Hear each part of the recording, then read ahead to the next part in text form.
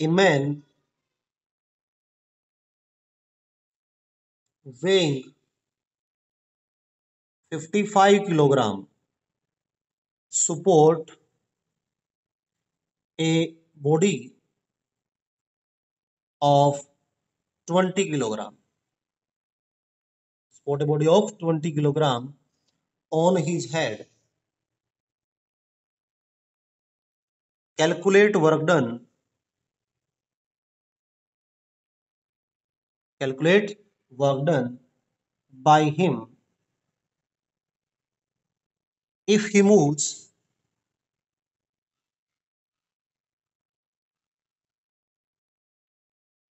20 meter on horizontal road.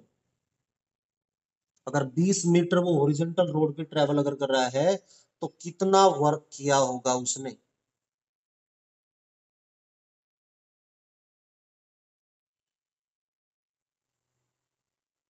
सुनो भाई, ध्यान दो भाई। ये कोई आदमी है और ये वेट उठा रहा है, ठीक है। ये 20 मीटर डिस्टेंस ट्रेवल कर रहा है इस तरफ। तो आपको पता होना चाहिए वेट जो है हमेशा वर्टिकली डाउनवर्ड होता है। वेट हमेशा क्या होता है? Vertically downward. तो टोटल जो वेट होगा mg वो कितना बनेगा? 55 प्लस 20 75 किलोग्राम, ठीक है। इतने किलोग्राम वेट बनेगा। तो एक तरह से फोर्स की तरह काम करेगा, ठीक है। एम मास है इतना, वेइंग मतलब ये मास होता है, मल्टीप्लाई जी, ये हमारे पास बनेगा एम जी, ठीक है। मास और वेट में डिफरेंस पता होना चाहिए आपको। तो वेट अगर इतना बनेगा तो इतने वेट को लेके मतलब इतना फोर्स लगाया गया डाउनवर्ड डायरेक्शन में और मूवमेंट कर रहा है इस डायरेक्शन में 20 मीटर डिस्टेंस पे, कितने एंगल पे? 90 डिग्री एंगल पे। तो वर्क का फॉर्मूला होता है F into S into cos of theta, और थीटा कितना है? 90 डिग्री। तो ये बन जाएगा 75 इंटू 20 इंटू 10 इंटू कोस 90 कितना होता है? 0। और कोस 0, कोस 90 कितना होता है? 0। तो 0 मल्टीप्लाई टू समथिंग 0। तो इसका मतलब टोटल जो वर्क डन होगा वो कितना होगा? 0 जूल वर्क डन होगा। अगर कोई कुली सामान उठाकर अगर चल रहा है किसी डिस्टेंस तक, सिर पे अगर वो सामान उठा रखा है उसने, तो उसका वर्क डन कितना होता है? 0 माना जाता है अकॉर्डिंग टू फिजिक्स। नेक्स्ट है a particle moves along x axis. A particle moves along x axis from x equal to 0 to x equal to 5 meter under influence of force, under influence of force given by F equal to 7 minus 2x plus 3x square. Calculate work done. हम लोगों ने क्या पढ़ा था भाई? हम लोगों ने पढ़ा था work done by variable force, और work done by variable force का फॉर्मूला था dw is equal to F dot dx, ठीक है।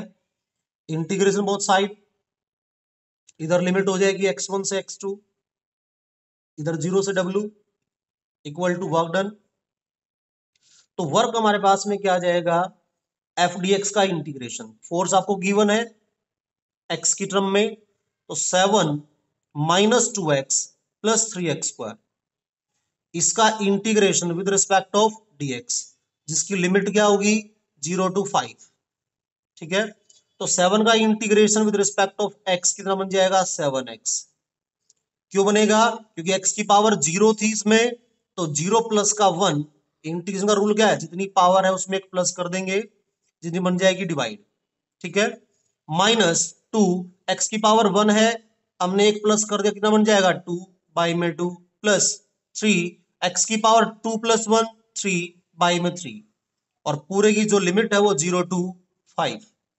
कितना होगा भाई? 2 से 2 कैंसिल, 3 से 3 कैंसिल, तो क्या बनेगा हमारे पास? 7x माइनस 2x² और प्लस x³ जिसकी लिमिट 0 to 5। और इसका मीनिंग क्या है?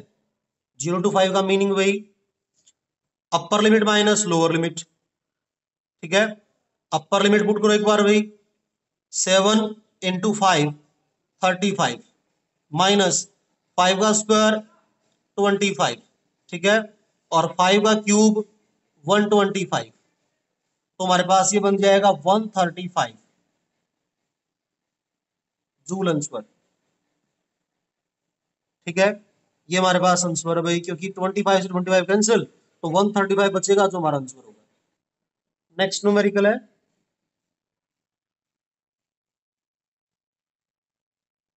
Find work done in moving A particle. Find work done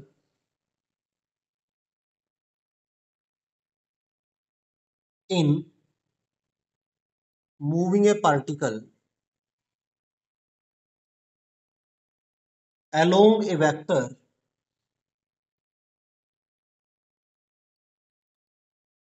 s displacement is equal to 4i minus j plus 7k। ठीक है, metre if force is applied F equal I plus 2j minus k cap Newton. इतना force लगाया गया और object जो है displacement कितना हुई वो आपको डिस्प्लेसमेंट गिवन है, तो वर्क डन आपसे पूछ रहा है। ठीक है, सभी सोल्व करो और चैट के अंदर लिखोगे।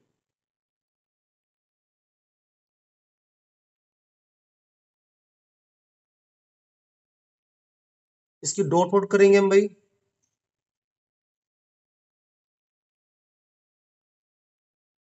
देखो, फोर्स डॉट डिस्प्लेसमेंट होता है वर्क का फॉर्मूला। तो आई, ये 4 है हमारे पास, आई इंटू वाई 1 होता है, तो बन जाएगा 4। 2 इंटू -1 माइनस का 2, और 7 इंटू -1 -7। ठीक है, तो हमारे पास कितना हो जाएगा, -9 और +4, तो हमारे पास रिजल्ट आ जाएगा -5 joule answer. A body is constrained to move in y direction. It is subjected to a force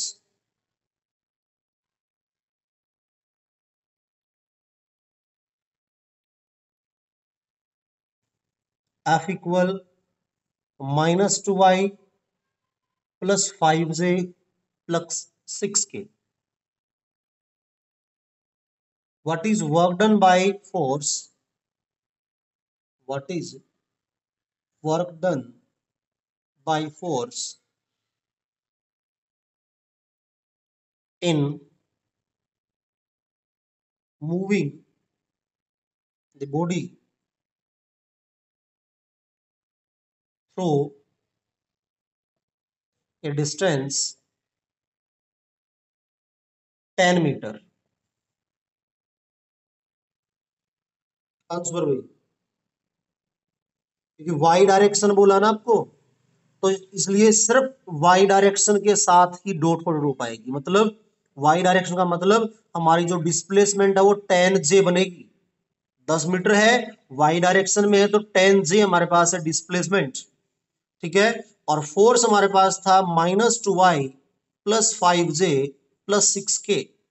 ठीक है, अब इसकी डॉट प्रोट करेंगे हम, इसमें एक्स डायरेक्शन नहीं है, तो 0i plus 10j plus 0k, तो इसकी डॉट पुट करनी है हमें इसके साथ, तो ये वाली टर्म 0 बना देगी, ये वाली टर्म 0 बना देगी, तो 10 5 हमारे पास होगा 50 joule answer.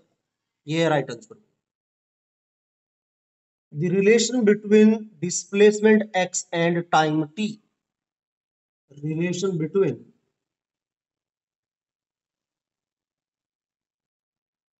x and time t of a body of mass 2 kilogram, mass given at 2 kilogram, moving under the action of force, moving under action of force F is equal to x equal to t cube divided by 3, t cube divided by 3, where x in meter and t in second. Calculate work done by body in first 2 seconds.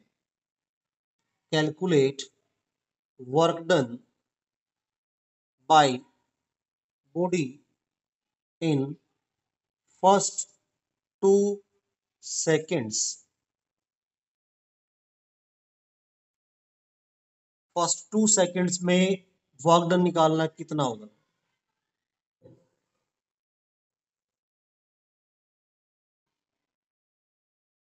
आपको x given है, इसका derivative कर दो, dx by dt हमारे पास होगा velocity के बराबर, जो कि बन जाएगा 1/3 as it is constant, t cube का बन जाएगा 3t स्क्वायर, 3 से 3 कैंसिल, तो टी स्क्वायर हमारे पास होगी वेलोसिटी। और इसका अगर दोबारा फिर से डेरिवेटिव कर दें हम, dv बाई में dt जो कि होगा एक्सेलरेशन और बराबर होगा 2t के। और आपको पता है वर्क का फार्मूला होता है फोर्स इनटू डिस्प्लेसमेंट, ठीक है। अगर इसकी लिमिट पोजीशन में गिवन होती 0 से 2 मीटर के अंदर तो इजीली हो जाता, कोई दिक्कत नहीं थी, लेकिन यहां टाइम में लिमिट गिवन है तो हमने क्या किया, इसको dt से डिवाइड कर दिया और dt से मल्टीप्लाई कर दिया, जबकि dx बाई dt अब बन जाएगा हमारे पास वेलोसिटी, ठीक है।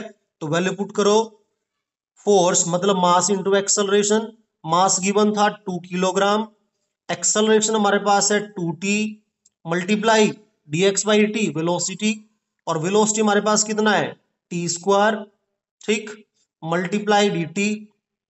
अब इसका करना इंटीग्रेशन 0 से 2 सेकंड के अंदर, ये हमारे पास होगा वर्क डन w। तो वर्क डन कितना आएगा, 2 2 जा 4, 4 t की पावर क्यूब, टी की power cube into D T, integration 0 से 2 सेकेंड, तो 4 एज इट इज, टी की पावर 3 का इंटीग्रेशन कितना बनेगा, टी की पावर 4/4, 4 से 4 कैंसिल, जिसकी लिमिट 0 से 2, जो कि बराबर कितना होगा, 2 की पावर 4 16 माइनस 0 की पावर 4 0, तो 16 माइनस 0, इसका मतलब हमारे पास में 16 जूल आंसर आ गया। ये हमारा राइट आंसर।